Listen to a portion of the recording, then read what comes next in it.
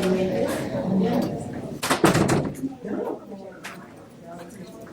Tammy. Hi. Can you see us okay? Did you see Ellie? Hello. Hi, oh jeez. Can you see everything okay? I can. Okay, Perfect. Thank great. you. All right. Awesome, so you're Skyping in Tabby, who is one of my mentors during this process, and she was really helpful throughout the whole entire time, so I'm very glad that she can be present through a screen. Yeah. All right, so I guess I'll just get right into it. So my senior project is called Female Leadership in the Modern Classroom, and just begin right now. So at the beginning of this year, I started to have questions about female leadership during the presidential election. When I saw that Hillary Clinton was receiving a lot of criticism for a variety of reasons, although I found that was rooted in something more towards her gender and the fact that she was a woman. And obviously not all of her criticism had to do with her gender, but sometimes you just have to question whether or not she would be getting the response that she was getting if she were male. And she was having all these criticisms despite the fact she has an Ivy League education and a plethora of experience that almost disqualified any of the other candidates. So this type of discrimination is called ambivalent sexism. And ambivalent sexism, as described by the Understanding Prejudice, is when women are cast as weak creatures and in need of men's protection. So while this is different from hostile sexism, which is essentially just saying, I don't like you because of your gender, or rather, I don't like you because of your race, or I don't like you because of you fit into this group. So ambivalent sexism is something that's much more subtle and is not as highly seen around, you understand what I'm saying, right? So ambivalent sexism works hand in hand with implicit bias. And implicit bias, as described by the Kerwinian Institute at the University of Ohio, are attitudes or stereotypes that affect our understandings, actions, and decisions in an unconscious manner. And so both of these things played a role in why I had my questions about female leadership.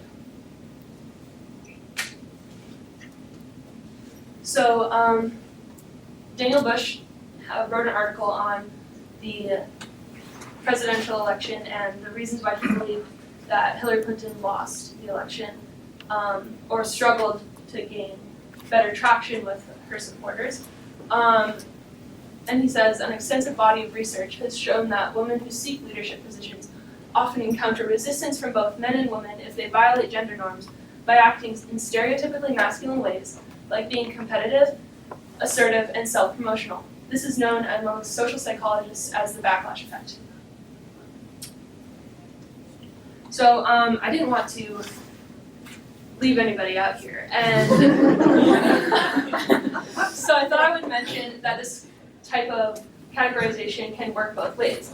So Justin Trudeau is the Prime Minister of Canada, and he has received, while he's well liked by many people, he's received a lot of criticism for assuming a more feminine demeanor. Sorry. He's a strident supporter of LGBTQ+ rights, for the rights of women, and for the rights of Aboriginal people in Canada. He is also seen as kind of like a homebody and almost nurturing, and he has his kids in his office all the time, that kind of thing. But he takes a more feminine role, character, I guess, yeah.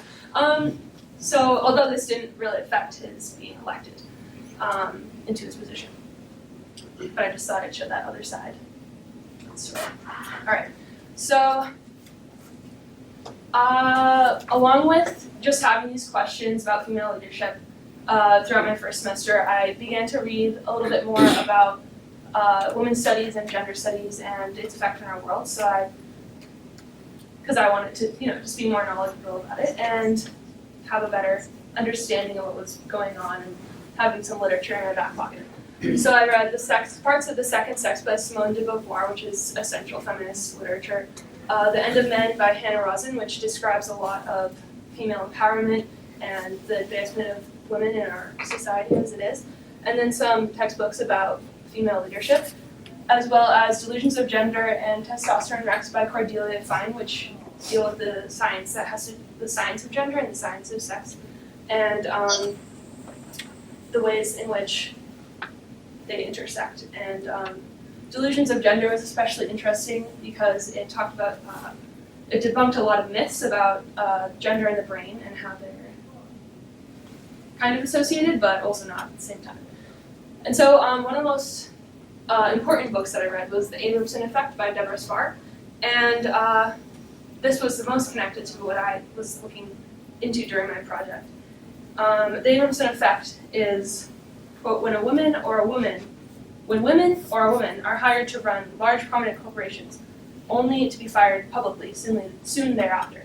So the Abramson Effect is named after Jill Abramson, who was the editor-in-chief of the New York Times, and was fired publicly, as the definition says, soon after being elected to this position. And this has kind of progressed with the other people like Hillary Clinton and Carly Fiorina, who had tenure at Hewlett-Packard, but was let go in a very public manner and scandalous and everything like that. So yeah, basically, I really wanted to have this background, so I just tried to read a lot. Okay, so this brings me to my driving question. School leadership. How does this play into our school community, and at what point does outside stereotypes and outside gender roles come into our classrooms and into our school community? So I began to see a similar pattern in the treatment of women in our school as I did with Hillary Clinton. Initially, with our new principal, there's a strong, from my perspective, a strong negative response towards certain things that she had begun doing. For example, the cell phone policy, the enforcement of the pre-existing cell phone policy, I should say.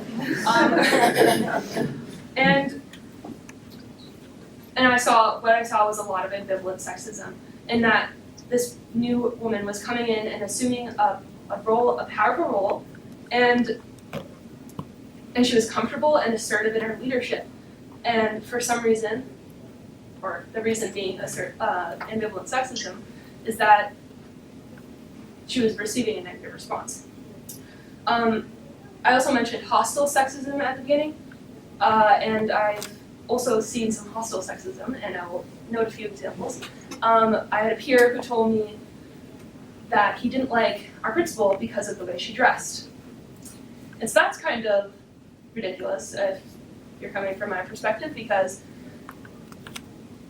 women are held up to such a high standard of how we're supposed to dress and look and be, essentially. So to dislike a woman for the way that she dresses is, from my perspective, a flagrant display of discrimination and prejudice. So I also was speaking to a faculty member at the beginning of this year who commented that he believed there's too much female power in our administration, despite the fact there being 3 principals that are female, despite the fact that our administration has been either mixed or completely male for the past, however, the existence of the school, and despite the fact that we have 2 superintendents who are also male. So, sorry. Oh my gosh, I did that. Anyway, sorry. So this brings me to my driving question. Do gender stereotypes affect how we learn in the classroom, interact in the school community, and primarily how we see our teachers and administrators?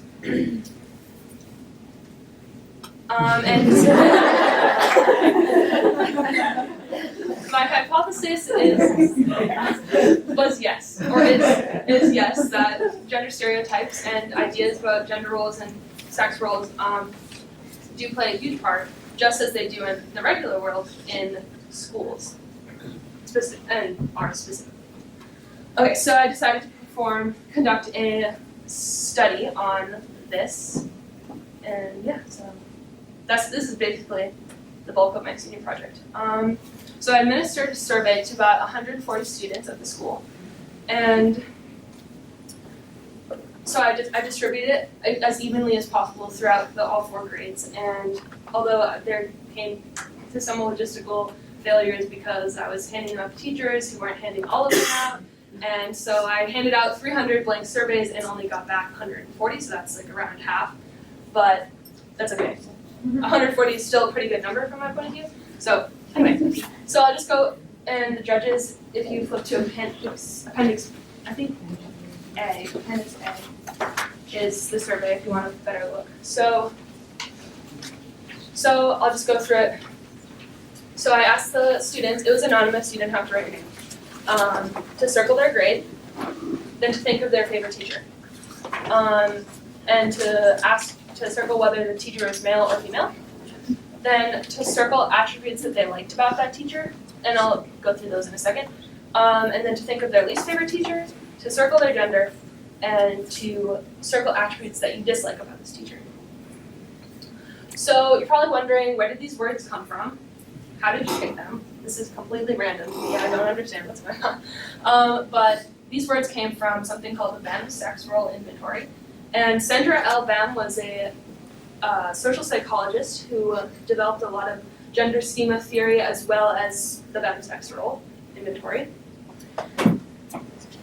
And the BEM Sexrole Inventory establishes the categorizations of gender as masculine and display of gender as masculine, feminine, and androgynous.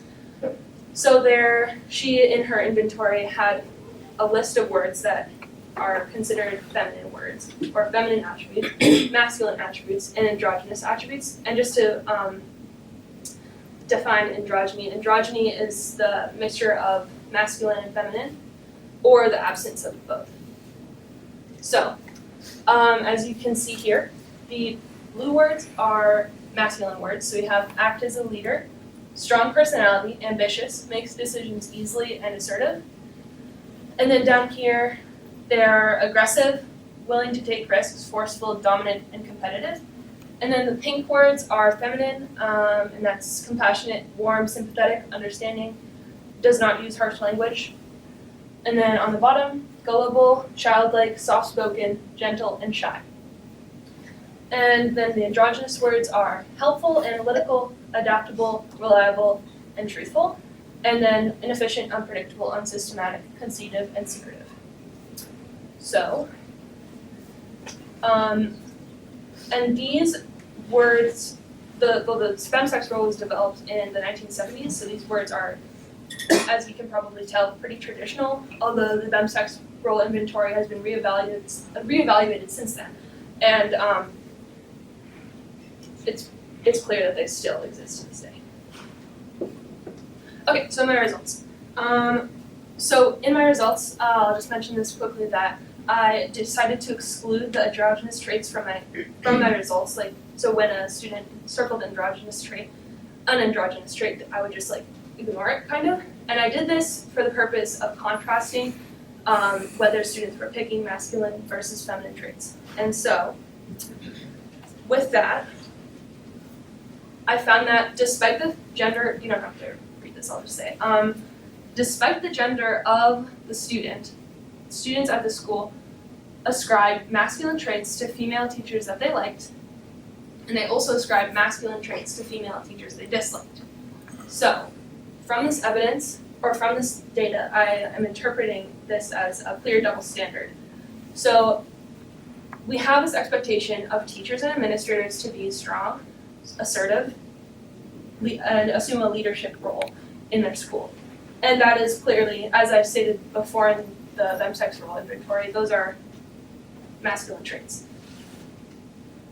However, we also have a lot of women who teach and lead in this school, and we don't want them displaying these masculine traits, apparently.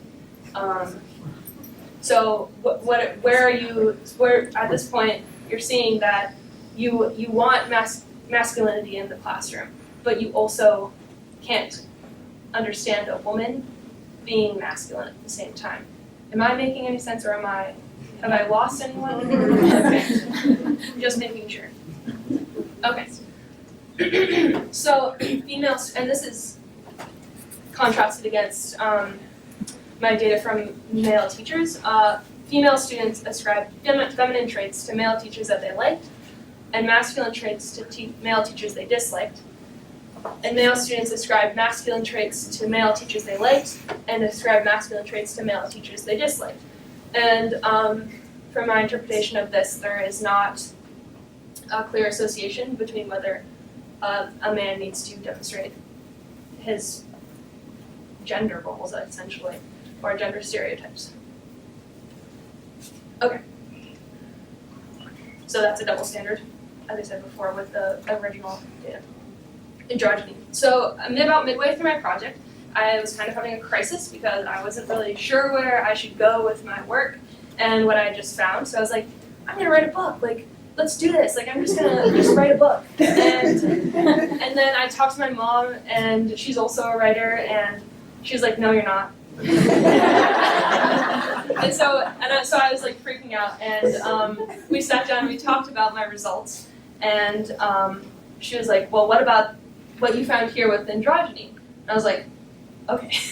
So I decided to go look back at these traits, androgyny again, and more often than not, students were choosing to circle androgynous traits, and that actually, it speaks a lot to the fact that androgyny has a huge role in our classrooms, and using androgynous traits and having androgynous skills can make a classroom environment really like steady, and students kind of like having a teacher that's not displaying radically feminine traits and radically masculine traits, or vice versa, whatever.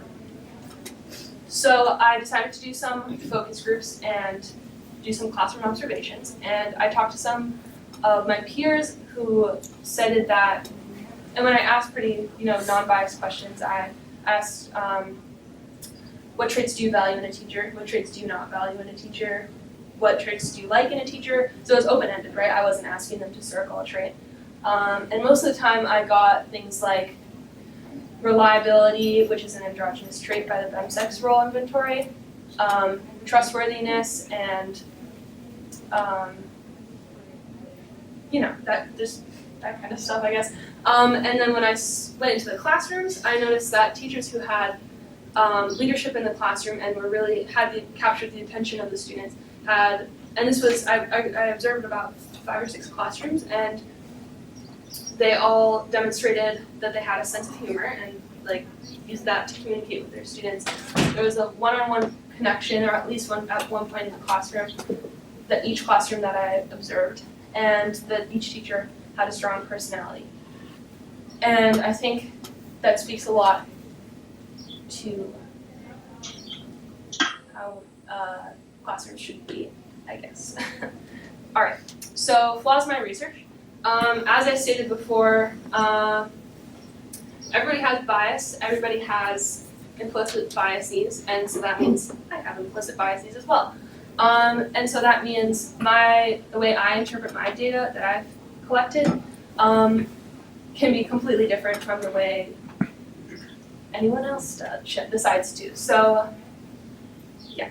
I also didn't test my data for significance, or I didn't do any statistical testing, and that was because of the format of the survey. It made it a little bit more difficult to come to that point. And so that's something I do regret a little bit, because it would have made my statistics and my data more valuable. Yeah. So over this senior project, I guess I grew a little bit or whatever. So to begin with, research skills, I found, I personally really just like researching things and writing papers and stuff, so that's just something I like. And so I got to work on that a lot. I learned about critical research, just being critical of things that you're reading online and the importance of databases. I already kind of knew how to use a database, but I learned that it's pretty difficult at the same time, and that you should really use keywords and to kind of go through the keywords that you're using. If you've ever used a database, you know what I'm talking about. And so one thing I came across was midway through my project, I found a whole bunch of research on university professor evaluations and how gender, like specifically towards gender, and that's something that was something I had never thought to research at the beginning of my project. So I was sitting there in the library during April break, and I was like, where did this come from? Like, I had never even thought to look for this before. And so it would have been really nice if I had found that research 2 months beforehand, because I did find a study that was almost exactly the same as what I did, and which in some ways is kind of a relief at the same time, because it's like, I'm not crazy and I'm not kind of too far from some of the things that other people are thinking about. So I also get stressed if I don't have a final product. As I said before, I almost tried to write a book because I didn't know what was going on. And and then I also have a fear of feedback, specifically negative feedback, obviously. At the beginning of this project, I really tried to keep what I was doing really quiet, and I was only telling like certain people what I was doing because I was afraid I was going to get a really harsh response. Because I have in the past, I've been vocal about my opinions in the past, and I've gotten a harsh response before, and I do regret that in a lot of ways, because as I started to come out with my research, like in my paper, and completely developed. Oh, it's okay. I was getting a really positive response, and so that's kind of sad because I would have liked to know that, but obviously you can't see the future. So, all right. So just to kind of wrap up my project, this is a quote that I found in one of the papers that I found during April break. We cannot set aside the social relationships of the larger world, a world in which classifications of gender, race, and class are among the most paramount, as we take up the more temporary relationship of professor and student. Lana Rackham. I think that pretty much summarizes what I set out to look for and what I found. Okay, so where should we go from here? I can't end sexism. I can't prove to you all, even with my presentation, I can't change the way you think about the way this school functions. Maybe you still think that there is no problem here. And that's fine. I'm completely okay with that. But if you do think that there's an issue, like I think that there's an issue, you can have a conversation. You can talk to your teacher, you can talk to administrators at the school, you can have conversations with your family, with your friends, and that's where, legitimately, that's where everything starts. That's where change begins, is with conversations. Oops, sorry. Okay, so I would definitely recommend the senior project for anyone who's interested in just kind of doing their own thing for a semester. I personally really liked doing a sociological study because it allowed me to expand on my own ideas and really feel like kind of professional in a way, I don't know. Also, I would recommend doing a senior project for people who are interested in social issues. I talked to Amy Lilva, who works in guidance, and she leads a lot of the programs like SWARE and Race Culture and the Peer Outreach Program. And while these programs do talk about gender and sexism, they don't, I think that these things that I just discussed merit their own kind of retreat. So if you are interested in starting a day like that, that's similar to Race Culture, where we talk more about gender and bias and its place in, not just in our school, but in our world, I would be so happy to help you with that. And yeah, that was my senior project.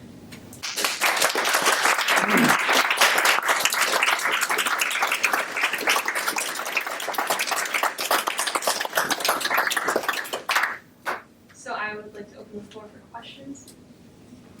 Yes, Carol? Hi. First of all, I just want to say great job. And also, I do not disagree with you in any way, shape, or form that there is no sexism in the school. I think, there obviously is, and I went to Race Culture Retreat and we talked about that and stuff. I just had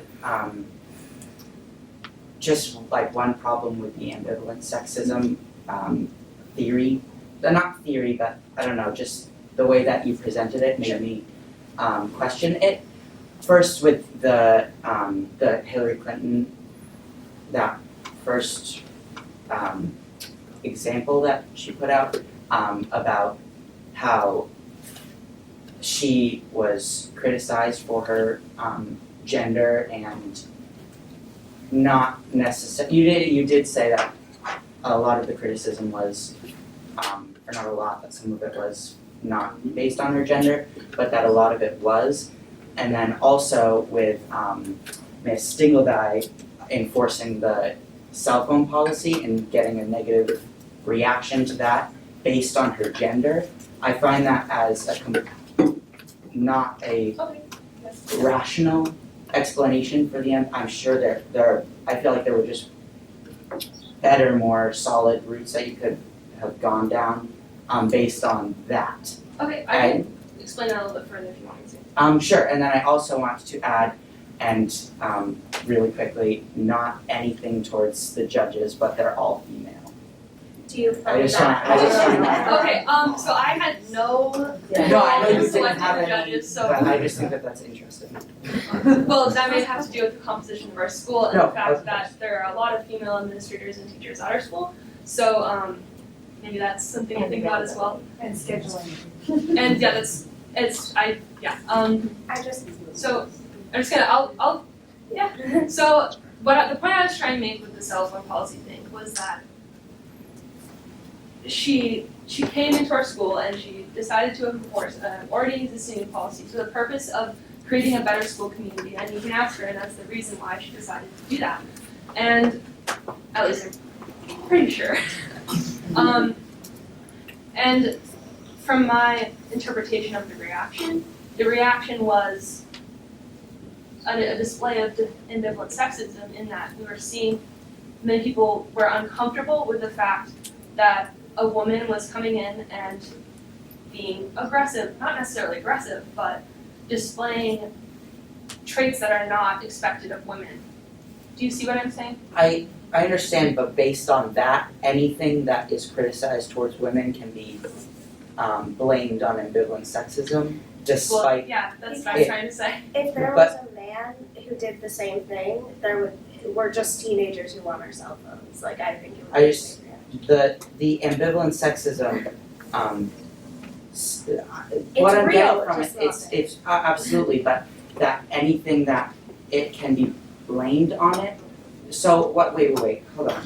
Ambivalent sexism is like an internal thing that we're not understanding, like in our in Implicit, ourselves. I may have kind of skipped over implicit bias, but implicit bias is, I think I didn't, I'll just read the definition again. As attitudes and stereotypes that affect our understanding, actions, and decisions in an unconscious manner. Okay, I guess, so there's so anything that is, okay, I don't know. Yes. Hi, I have two things I'd like to say. I think I want to help Harold out a little bit. So I think what Harold is saying is implicit bias can go either way, which No. when you talk about ambivalent sexism, that's specifically addressing sexism. And sexism can happen on either way. Now, it's a very deep, it's a huge, if we're talking about icebergs, what Ellie has addressed is really not even the tip of the iceberg. It's a huge discussion that definitely needs to be addressed and talked about, and all. The most important thing is when we come to the table talking about implicit biases, and ambivalent sexism, is that we have open minds to accept each other's perspectives, which I think is really the starting point where Ellie was saying we need to start these conversations. Yeah. And the wonderful thing about this is you have opened that door. My second thing that I wanted to say is, as a woman who, my name is Ellie Bennett. There is no sexist, nobody can attribute a sex to me by my name. On paper, I can make myself look any way that I want. And I certainly, because of that, and my mother, who, as some of you know, my mother's name is John. Many opportunities were opened to me because of my name. When they found out I was a woman, they were taken away from me. So it does happen. The cool thing, I think, is, or not cool, but the important thing that I think is that people don't do it on purpose. And that it happens, but it's not out of malice. For most times it's not because of malice. Of course, yeah. And that's kind of why, and that is pretty much the definition of ambivalent sexism, is that it's not something that you notice, or it's not something that you are maybe public about, it's unconscious, and that's the same way with implicit bias. And I'd also like to commend you, just because I think it's, being my scientific self. I love the fact that you recognize that statistical analysis, being able to use statistics as a tool to empower your hypothesis. Although it didn't do I'm just so glad. First of all, I'm shocked people don't like that. Not sure if it's heels or clouds or which one, but I'll say, I think just to address what Harold was saying, and I don't think it's, I think the cell phone policy maybe, I get it, I think what you're saying is probably true too, like it's, teenagers want their cell phones, and so there's gonna be an inherent resistance to that too. I think the question though that I was kind of struck with, that I think I always wonder about too, is leadership inherently masculine, right? Like our leadership roles, just by what we understand about them inherently, I think our society's changing and what we actually describe as masculine or feminine, but certainly when people think of leadership, I think they attribute masculine qualities to those. And I think as women, we're expected to kind of exude those masculine, like people don't want a leader that kind of is, like not necessarily feminine or female, but exhibiting those feminine, like the stereotypical feminine qualities. Like we want people to make decisions, we want people to, so I think that was the question I was kind of, Harold, was that sort of, like it's the idea of, is leadership as an entity an inherently masculine thing? Does that clarify it? Based on Stereotypical masculine. no, of course, but by saying this and enforcing that that is a masculine role, we are then taking away that females are ever going to be expected to fit those roles in terms of like, yes, we do want someone who's strong in the classroom and has a role that's going to be, enforcing the rules, but, and we wouldn't want someone who's shy or isn't organized, and having the shy and organized put upon women isn't very, I think those were the traits that were feminine, is then enforcing the stereotype. Do you know what I mean? Like- Reinforce. Yeah, I don't know. Yeah, so, I guess I'm just not well, I'm fully not understanding necessarily all of it. calling for anybody to change their kind of, But I feel like you're speaking to it as if it's a bad thing, or oh, no, I don't know. That's what I was getting. I'm not necessarily saying that it's a bad thing to display depolarized in the demonstration of your gender role, or your gender specifically, but rather that, yeah, they're like what Ms. Dingle said, is that we do value masculinity in a leader, and we have not seen yet, we've yet to see a female president or even a 50-50 distribution of gender in the House of Representatives or Congress in general. And I do think that there is a discrepancy there, obviously. I don't really know what else to say to answer your question, but I'm not really asking for anyone to change themselves, but rather that we change the way we think about, and obviously I can't ask everyone to change the way they think, but what I'm saying here is that there needs to be change in the way we perceive masculinity and femininity and its role in our world. Tessa? Yeah, I totally understand what you're saying, because I know that the cell phone policy was just an example. I know that a lot of us were probably thinking, yeah, we want our cell phones, but I know what you're saying, because like through listening, fully paying attention to your entire presentation, I understand your message. You're saying, like, you know, some people's reasoning for the cell phone policy would be like, right, like that, you know, we want our cell phones, but other people may think, oh, she's a loudmouth female trying to get us to put our cell phones down, which is a thing that happens in society, and that's, I think, what the point that Ellie was trying to make. I mean, correct me if I'm wrong, but I got it. Can I give another example that's maybe a little less controversial? Sure.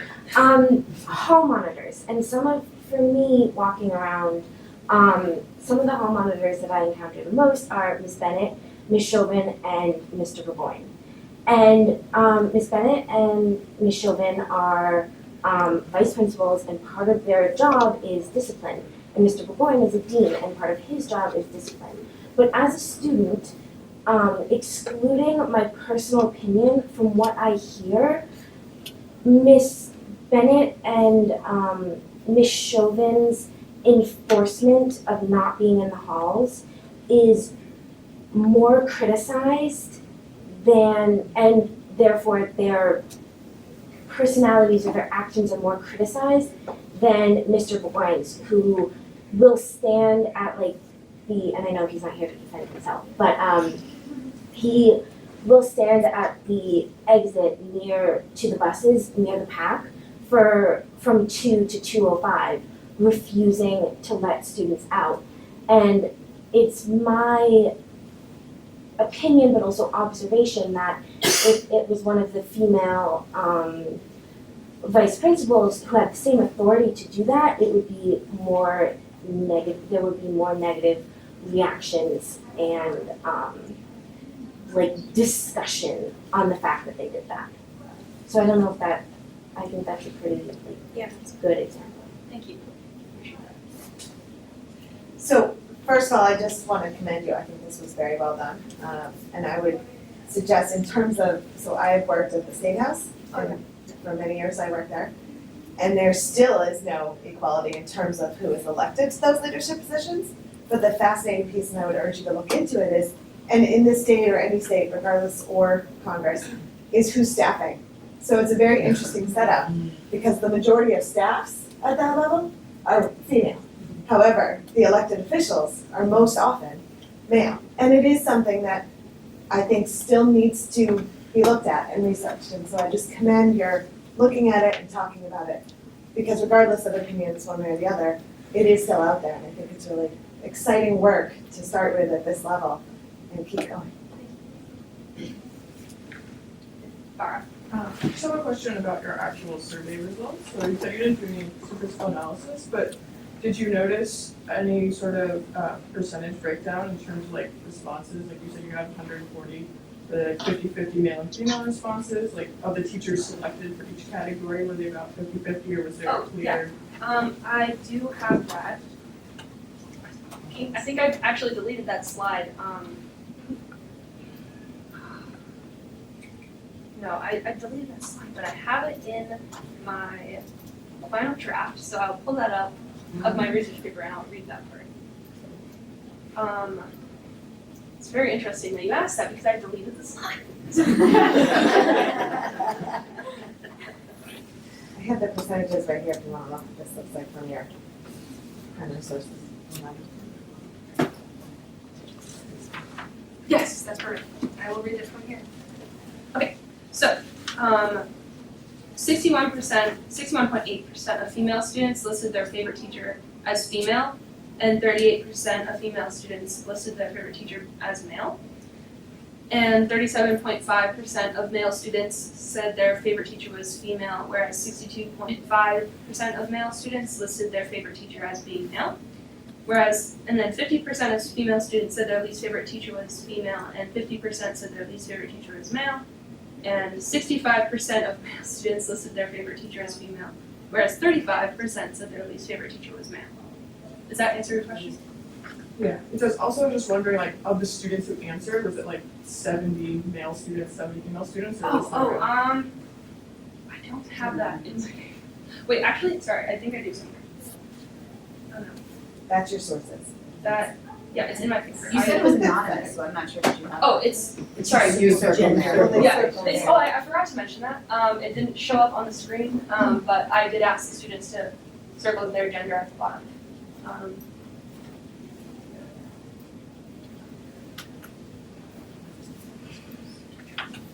Alright, so I had, there it is. Yeah. Okay. Look at the second paragraph on page 17. Yeah, so this is just the distribution across the grades, actually. Okay, sorry. I would look at this a little bit. It's also funny to take this one. Yeah. Okay, so I surveyed 76 female students and 64 male students. Sorry that took so long to answer. No, that's a lot to look through. Do you have any other questions? Just a comment, Yes? especially from someone who's older. It's important that we all see, we have biases, and that we all see the world is in process, and to observe how far we've come and how far we still have to go, and what the next step is in the process. If you had more time and wanted to do further research and perhaps even make your argument stronger, what would you do? That's a good question, actually. I definitely would have done statistical testing, and that may have meant I would have to reform my survey and made it a little bit different, because I asked the students to just circle any traits. I didn't ask them to do a certain number, so I think that would have skewed my results a little bit and made them really, really biased, because some students circled like 10 traits and other students circled 1 and that kind of thing. Another thing I would have liked to look into is how the gender of a teacher, like specific students, and then a teacher's kind of skills, and then the things that that person may use in the classroom, because a lot of the times boys specifically have a more difficult time learning under female leadership, and that is research that's been going on for a while now, and I think that's really interesting, because we see that men come across success much more easier in the professional world, much more easily in the professional world, excuse me. Yet there's a lot of them experience trouble throughout their elementary education and secondary education. Yeah. I was just wondering if, like, through your research you ran into, or if you plan on running into, some other things relating to sexism on the other end of the spectrum, just towards men as well, just for like that overwhelming knowledge, you know, because I know personally, you're talking about female leadership in the classroom, I notice the majority of trouble with leadership in the classroom is male, at least in my classes, and in all honors classes, and I don't know, I feel like there's just so much more that you would be interested in and would like to look at in that perspective, just because it's really interesting. For sure.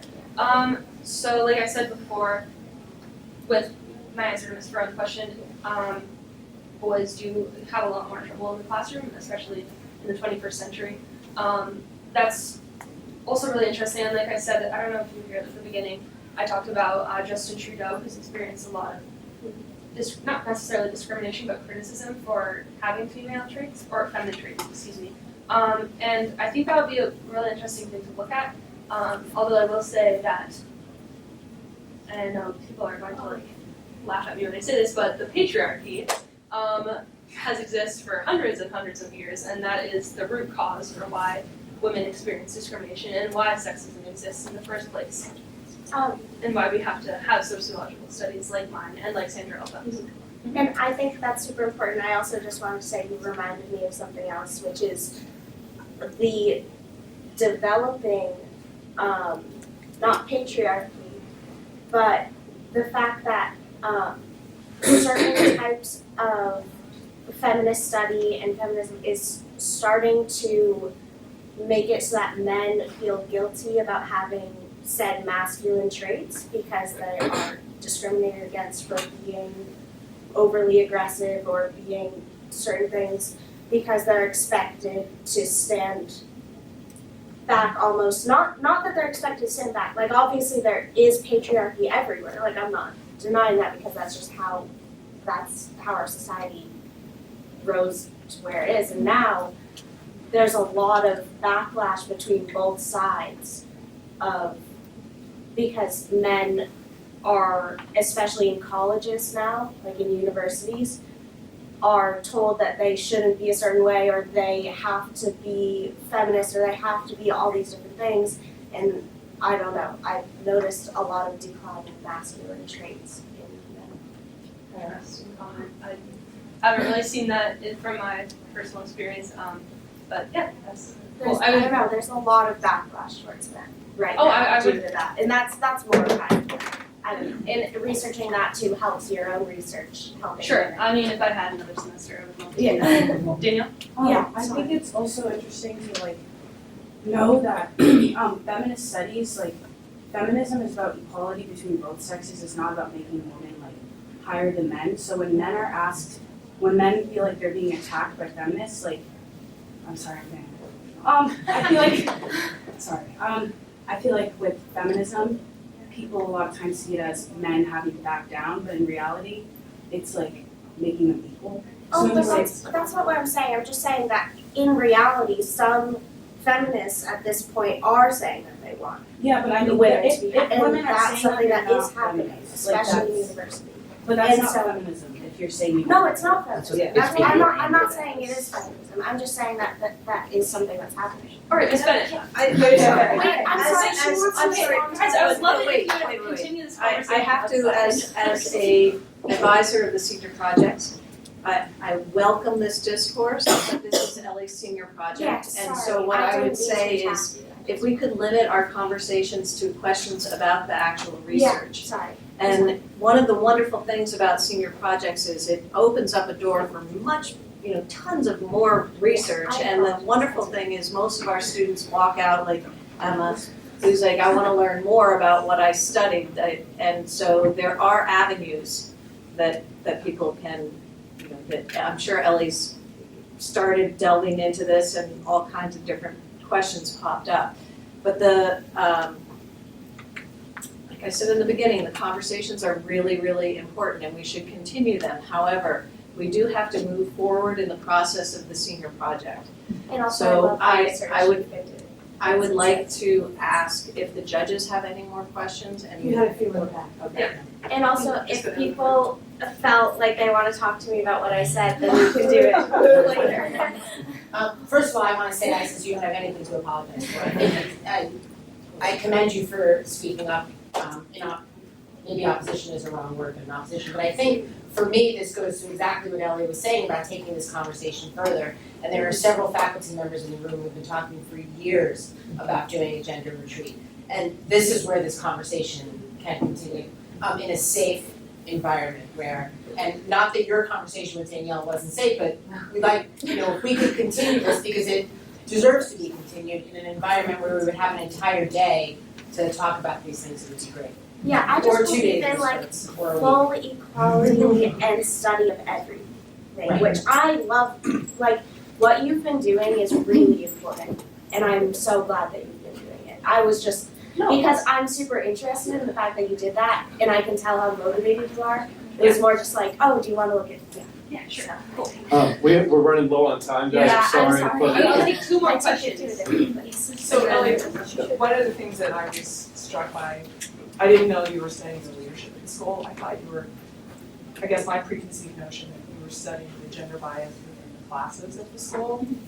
Like, I don't think are there any girls in automotive? Are there any girls taking Mr. Connor's classes? As a parent who's been involved with this high school now for 7 years, it's been amazing to me how much the genders get divided within departments. How the girls winnow out the math track, how just and how we expect the girls to be really good at certain things, not so much at other things, how we expect the boys to be really good at some things, not so much at other things. And I guess I thought you were going to maybe be researching that issue. It's interesting to me that you researched the leadership issue, and I'm wondering if in any of your research or any of your readings, they addressed women leaders in gender stereotypical institutions, because this is a pretty gender stereotypical institution right now. And I wonder if that has an effect on perceptions of female leadership coming in to lead a gender stereotypical institution. I found a lot of, like I said before, I found a lot of studies on university evaluations of professors, so like university students evaluating the professors. And a lot of these researchers were finding the same thing that I had found. So, I don't know. I mean, I could probably give you a copy of my paper. I can't really think of it all on the top of my head. So, yeah. So, Ellie, given your observations as a student and as a researcher of teachers in classrooms, do you have any recommendations for teachers, male and female, both in terms of classroom, in terms of lesson planning, and then also tone management in class, gender dynamics? Good question. Like I said before, androgyny turned out to be such an important aspect of what I had researched, and like I said, it's really difficult to ask people to change the way they are, because really sexism and discrimination is rooted in ideas that we have about who people are inherently. So if someone's discriminating against you, it's probably because they don't know who you are. Do you follow what I'm saying? And they don't really know what your personality is. So really all that you could probably do as a teacher is to try to be androgynous, although it's like I said, it's difficult to change yourself. I mean, of course, I would love it if people try. We have time for one more question.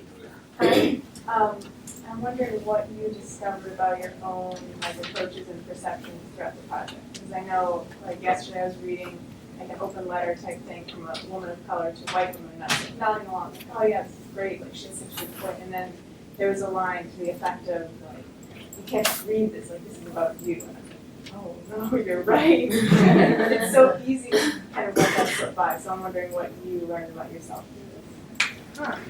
I mean, I went in, like I said, I had a hypothesis and some ideas when I first started my project, and I kind of came out of my project with the same ideas. I think, so I don't know how much I really changed. What was your question again? How much did I change? Yeah, what did you discover about your own perception and bias? My perception and my bias. Well, obviously it kind of forced me to realize that I'm biased as well, just as anyone else in this room is, and that this comes inherently. It's not something you can really change. I don't know, I guess. Thank you, Ellie.